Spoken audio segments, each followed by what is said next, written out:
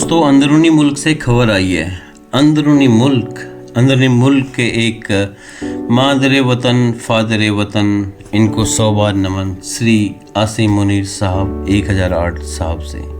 उनसे खबर आई कि उन्होंने बोला कि अगर इंडिया इस बार कुछ करता है तो हम firm and decisive decision response देंगे। क्यों वेट करो सर आप इंडिया का कि वो कुछ करेगा? खुद क्यों नहीं कर लेते? आप तो नंबर 1 आर्मी हो, आप की ISI नंबर 1 है। आप तो विधाता मालिक सब हो पाकिस्तान के। आप सब्ज परचम में खड़े लहराए लिपटे पता नहीं क्या वहाँ के सिकंदर हो। क्यों नहीं कर लेते खुद? आप क्यों वेट करो कि इंडिया कुछ करेगा? डर किस बात का है?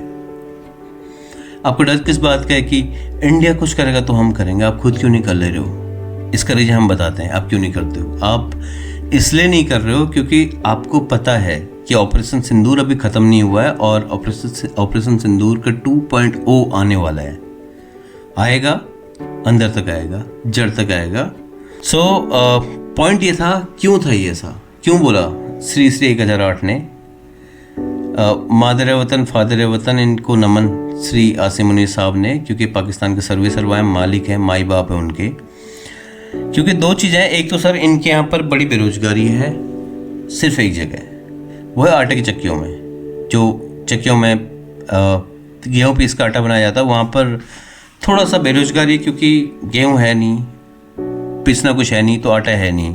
अब वहाँ थोड़ा बेरोजगारी छा गई। दूसरा, अफ़गानिस्तान बॉर्डर पे कुछ भाई साहब आए थे अफ़गानिस्तान के, वहाँ के पठान हैं। उन्होंने पता नहीं क्यों उनको अच्छा सा लगा, उन्होंने साहब लोगों की फ्रंटियर फोर्सेज, नाम तो अंग्रेजी वाले रखे हैं, फ्रंटियर फोर्सेज के जवान, जी हाँ जवान, इनकी पैंट उतारी, काबुल ले गए, वहाँ पर लटकाया, गन पे टांगा, चौक चौराहों पर टांगा, और तुम्हारे इज्जत दुनिया के सामने उन्होंने दिखाई कि ये पाकिस्तानी हैं जिनको हम यहाँ पर लहरा रहे हैं।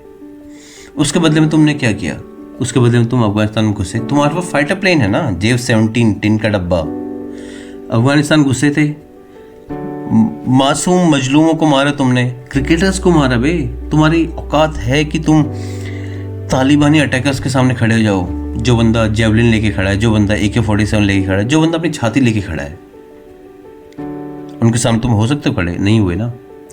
तुम गए 2 टिन के डब्बे लेके बच्चों पे बॉम्बार्डिंग करे, उनको मार दिया। क्या मिला तुम्हें इससे? किस बात का वैलिडेशन मिला तुम्हें दुनिया में? हम नंबर 1 आर्मी। अजी कौन सी नंबर 1 आर्मी हो तुम? क्या करते हो तुम? क्या तुम्हारा कैरेक्टर है? कहाँ तुम स्टैंड करते हो? एशिया को रिकंस्ट्रक्ट करेंगे हम। अजी तुम अपने घरों में चक्कियों को चलाओ दोबारा, कुछ पीसो उनमें।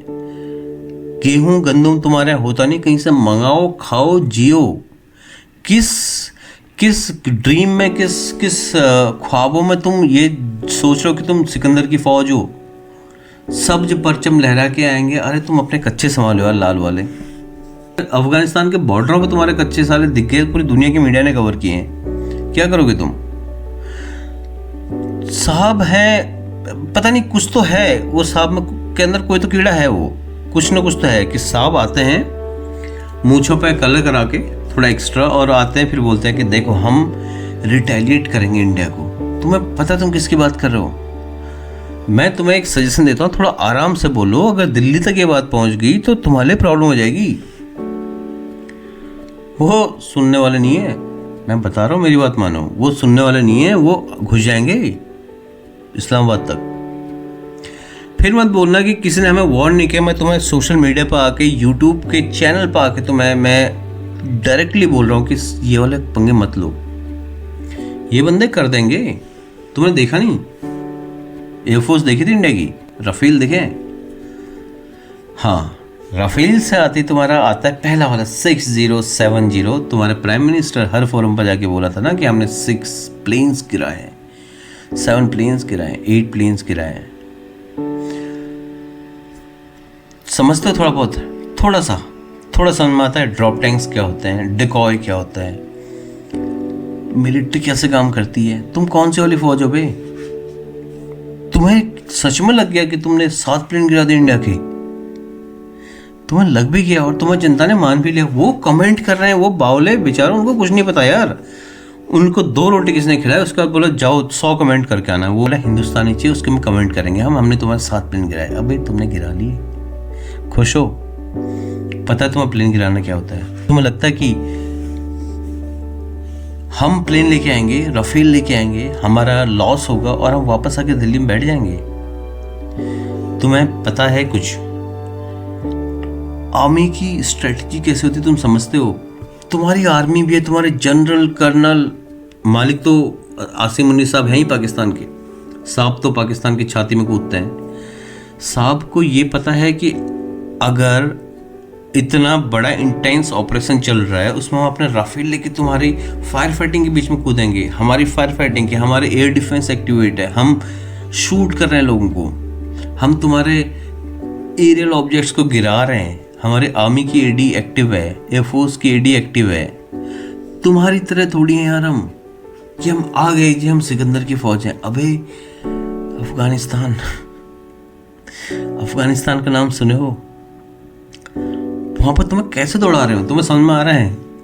तो तुम्हें लगता है कि तुम्हारे बारे में हमें नहीं पता, तुम्हारे बारे में कुछ नहीं पता हमें, तुम्हें ये लगता है? तुम्हें तुम्हारी बीवी से ज्यादा हम तुम्हें जानते हैं। आसिम मुनीर की बीवी आसिम मुनीर को नहीं जानते जितना इंडिया में जानते हैं लोग। मैं तो एक लेमन हूं। सोचो मेरी आर्मी कैसी होगी, मेरी कंट्री कैसी होगी, मेरी इंटेलिजेंस एजेंसीज कैसी होंगी, वो क्या क्या नहीं जानते होंगे तुम्हारे बारे में। सर जी तुम्हारे कच्चे सिलने वाले टेलर भी पता होंगे हमें, तुम्हारा नाड़ा पता होगा कितना mm का है। और बताएं परिवार के बारे में सब बताएं, हमें सब पता है। आप किस बात पर सोच रहे हो कि आप बोल दोगे दुनिया को हमने 7 प्लेन्स गिराए और दुनिया मान लेगी? 4 बावले न्यूज़पेपर वाले बैठे हुए छाप देंगे तुम्हारे लिए, अंग्रेजी छाप दिए, वो वैलिडेशन तुम्हारे लिए। तुम्हारा अगर वॉशिंगटन पोस्ट बोल दे कि पाकिस्तान के अब्बा हुजूर जो हैं वो आसिम मुनीर हैं, तो बच्चा बच्चा अब्बा जान बोल रहा होगा और अपनी फौज बोल रहा होगा। तुम्हारे इन्हीं हरकतों की वजह से चाइनीज तंग आ गए तुम्हारे यहाँ। खैर तुम्हारे बारे में बातें बहुत है मेरे पास कहने को। चलो मैं अभी एक बार मैं अपने बंदों से बात करता, तुम्हारी हरकतें बताता हूँ मैं। रुको। 7 मई को स्टार्ट हुआ था ऑपरेशन सिंदूर। हमने तुम्हारे घर में घुस के आए, हमने तुम्हारे ये 2-4 थे चिंटू मिंटू, इनको चपेटा, मारा, कूटा, और सिर्फ उन्हीं लोगों को मारा है जो इंडिया के अगेंस्ट थे। हमने आम जनता को नहीं मारा, हमने लोगों को नहीं मारा, बच्चों को नहीं मारा, औरतों को नहीं मारा, क्योंकि हम वो जानते हैं, हमें पता कि किसको मारना है। हमने उनको मारा, हम घुसे। उसके बाद आप आए रिटेलिएशन नाम का एक चूरन लेके, हम रिटेलिएट करेंगे JF-17 थंडर, नाम देखो थंडर, 10 के डब्बे लेके आप। सोचा तो था आपने क्या आएंगे, हम इंडिया घुसेंगे, हम दिल्ली में नाश्ता करेंगे। सो ये भाई साहब लोग आए।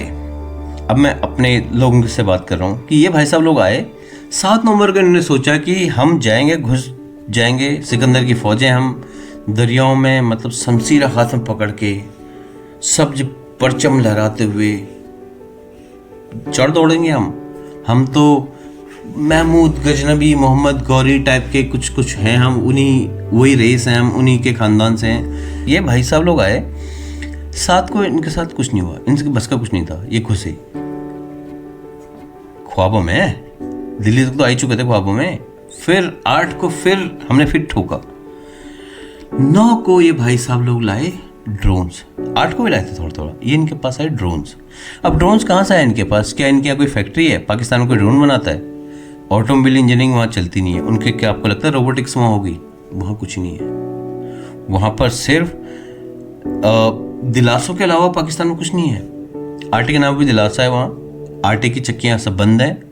गरारी में सब कभी कभी ल्यूब ऑयल डाल के उनको घुमा देते हैं, उनके गियर चलते रहें, इंजन चलता रहे, बट उसके अंदर कुछ नहीं होता उसके अलावा।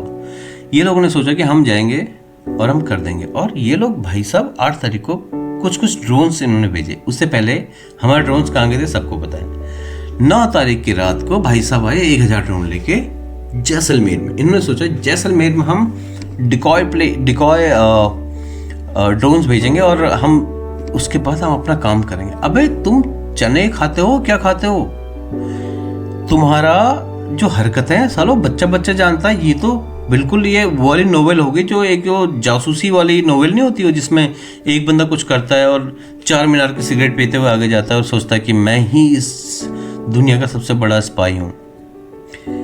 ये भाई साहब लोग ने सोचा कि 1000 हम ड्रोन्स भेजेंगे और इंडियन आर्मी वहीं रहेगी पीछे, एयरफोर्स तो बस चढ़ दौड़ेगी अपने राफेल लेके, हम गिरा देंगे। इन चिंटियों ने 1000 भेजे ड्रोन्स। लाए कहाँ से थे वो बाद में आएंगे। रात को प्लेन लैंड हुआ था ना क्या, सबको सब पता है। उसके बाद एयरफोर्स की जरूरत ही नहीं पड़ी जैसलमेर में। आपको पता है कि हमारी आर्मी का जो एडी थी, आर्मी की एडी गन ने सारे के सारे जमीन पर गिरा मारे। उसके बाद क्या हुआ, उसके बाद इन्होंने फायर किया एक मिसाइल, हथ, शाहीन, लहसुन, अदरक, कुछ तो है इनकी मिसाइल है, वो फायर की दिल्ली पे। वो हमारे एयर डिफेंस ने सिरसा में जाके जमीन पे गिरा दी। उसके बाद वहाँ के किसानों ने उसको उठाया कंधे पे, बोला चलो ले चलते हैं, तुम्हें दिखाते हैं रिवर्स इंजीनियरिंग अपने वाली, किसानों वाली। वो नहीं डरते किसी से, पता है ना। राजस्थान हरियाणा सुना होगा, चार्ट तो सुना होगा, सुनोगे किसी दिन जिस दिन लाहौर आएंगे। यहाँ पर सिरसा में वो इंटरसेप्ट होगी। उसके बाद क्या हुआ, उस रात को इंडियन एयरफोर्स ने टारगेट किया नूर खान एयरबेस, किराना हिल्स। ये बातें आई गई लगती हैं सोशल मीडिया पे, ऐसी ये बातें आई उठी दब गई। लोगों को लगा just like any other target, उन्होंने किराना हिल्स को टारगेट किया, उन्होंने नूर खान का एयरबेस किया, जैसे चकलाला किया था, जितने सारे किए थे। ये इतना सिंपल नहीं है, इसके स्ट्रेटेजिक मीनिंग है। नूर खान एयरबेस इस टाइम यूएस के पास है। ये पूरा लाउड एंड क्लियर मैसेज था पूरी दुनिया को। अगर इंडिया पे देखोगे, क्योंकि अब जानते हैं अब्बा जान तो उनके कौन कौन है, पाकिस्तान का थोड़ा बहुत आपको कैरेक्टर पता होगा, किस किस को अब्बा बना लेते हैं।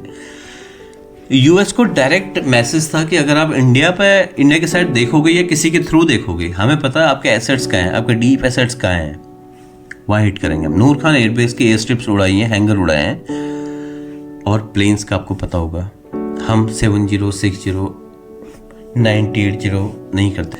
किराना हिल्स, हमें क्या पहाड़ियों में मिसाइल मारनी थी, जंगली जानवर, चिड़िया, कौवे गिराने थे, हमें पता था हमने क्या किया है, तुम्हें पता है हमने क्या किया है, दुनिया को पता है हमने क्या किया है। सोशल मीडिया में क्या करोगे, आके क्या बोलोगे कि नूर खान एयरबेस पर अटैक हुआ पाईजान। अरे तो वो पाईजान के लिए मैसेज ही नहीं था, पाईजान के अब्बा जान के लिए मैसेज था, उनको मैसेज था। तभी तो नेक्स्ट डे आए थे ना, डोनाल्ड ट्रंप आए थे, उन्होंने बोला सीज फायर हो गया है, हम सीज फायर कर रहे हैं और Pakistan and India on the path of peace and unity and पता नहीं क्या क्या अंग्रेजी के बड़े बड़े शब्द। क्या हुआ उस रात, हमने आपको दिखाया था कि हम क्या कर सकते हैं। आज जो आप बोल रहे हो ना, न्यूज वहां से आती, उस न्यूज से हम खड़े हुए हैं कि आपने जो बोला था कि वी विल रिटेलिएट। अजी कैसे रिटेलिएट करोगे, हमें पता है आप किसकी भाषा बोल रहे हो। आज आप, मुझे पता है कि पाकिस्तान के जो अब्बा हुजूर, जो मादर वतन, फादर वतन, इनको नमन, वो भाई साहब आसिम मुनीर साहब बोल रहे हैं कि हम ये करेंगे वो करेंगे। अरे तुम क्यों कर रहे हो, हमें पता है तुम्हारे पास क्या है, हमें पता है तुम्हें सपोर्ट करने कौन आ रहा है। अरे तुम्हें क्या लगता है तुम मोहल्ले के वो भिखारी हो जिसका हमें पता है कि किसकी दुकान में उधार लेने जाओगे तुम। हमें तब भी पता था तुम किसकी दुकान से उधार लेके आए थे, वो ड्रोन्स आए थे तुम्हारे, हमें पता था किसकी दुकान से उधार लाए हो। अरे तुम बाजार में फेमस हो ना उधारी के लिए, हर तीसरी दुकान में तुम्हारा उधार है, हमें नहीं पता तुम कहां से उधार लेके आ रहे हो। दोस्तों ये आदमी, ये लोग बड़ी ही अजीब कौम है। ये कौम ऐसी है कि इनको बस नफरतें चाहिए, इनको चाहिए कि हमें दुनिया में कोई बोले कि आप लोग दुनिया के सर्वा हो, आप ही इस एशिया रीजन के वो कौम हो जो इसका चेहरा बदल सकते हो। अरे तो मुंह धो पहले यार, समझो तो मुंह धो पहले, बाल पीछे करो, टोपी अच्छे से पहनो, खाना खाओ, गेहूं उगाओ, पढ़ाई लिखाई करो, अपना मुल्क बनाओ यार। क्या करोगे इस बार आके, तुम्हें पता नहीं कि 72 virgin dating service Indian army ने स्टार्ट कर रखी है। राष्ट्रीय राइफल्स का नाम सुना है? सुना है? फ्रंटियर फोर्सेस से पूछ रहा हूं, राष्ट्रीय राइफल्स का नाम सुना है? वो बड़ी बड़ी दाढ़ी, बड़े बड़े बाल वाले, वो यमराज के पास ले जाते हैं सीधे, वो कड़े अलग से लगवाई वहां। समझो, घर में रहो, आटा चावल दाल इसको उगाओ और कुछ करो बे। तुम क्यों मरने साइड आ रहे हो? हम मार देंगे, पता है ना, मार देंगे हम। पूरे भी नहीं मिलेंगे फिर हम मारेंगे तो।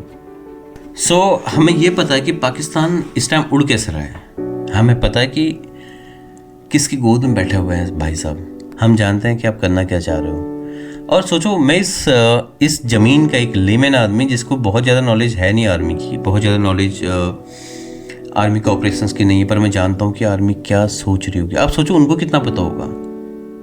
सालों उनके तुम्हारे घर के एड्रेस पता है, तुम्हारे बैंक की EMI जानते हो, कितने का लोन देना है तुमने, कितनी शादियाँ हुई तुम्हारी, किसकी बहन का चक्कर किसके भाई से चल रहा है, वो सब जानते हैं।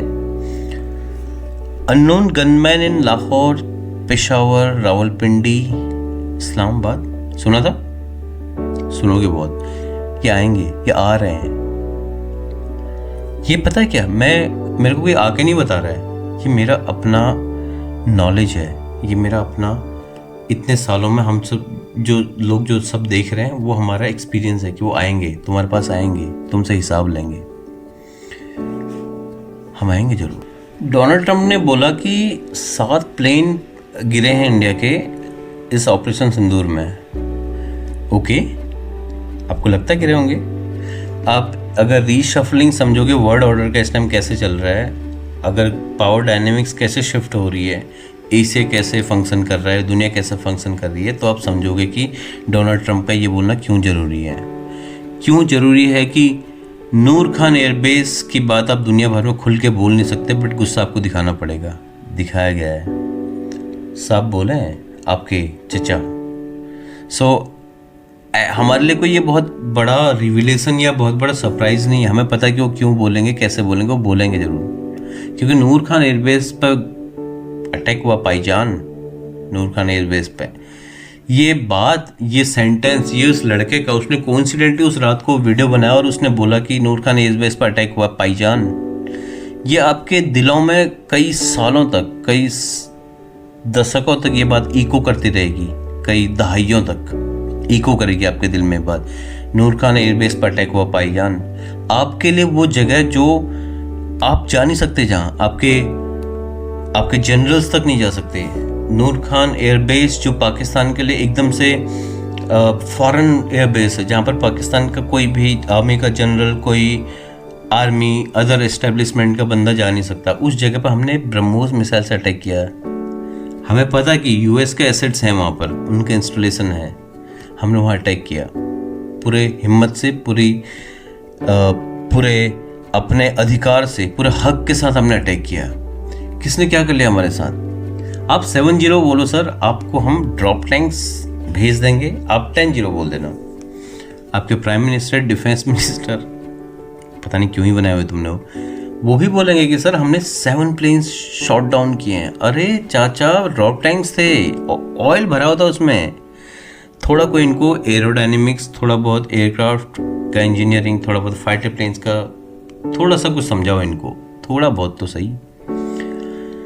ये अंदरूनी मुल्क के जो मादर वतन, फादर वतन साहब को नमन, आसिम मुनीर साहब हैं, उनको बोलो थोड़ा, इनकी भी थोड़ा क्लास लें, इनको समझाएं कि क्या हुआ था उस रात, क्या किया था हमने।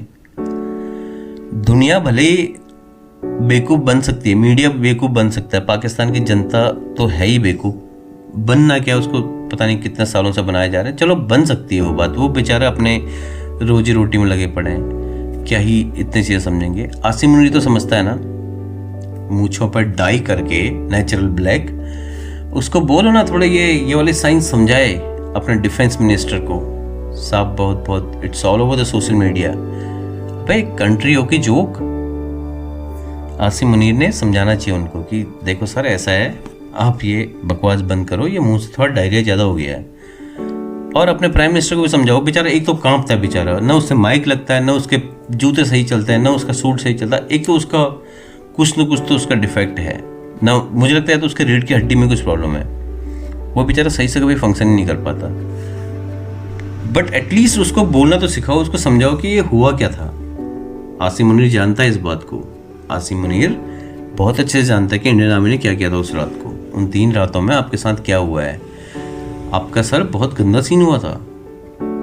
आप मीडिया को कुछ भी बोल दो, आप अपने सोशल मीडिया को कुछ भी बोल दो, अपनी जनता को कुछ बोल दो, वो बेचारा तो वैसे ही, उनको क्या ही पता यार।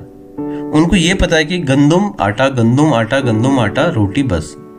अरे फिर उनको ये क्यों बेच रहे हो कि जाओ अपने अपनी सोशल मीडिया में जाके 100 मैसेज कर दो जिनमें से लिखना कि हमने इंडिया के 70 टाइप का कोई नाटक किया।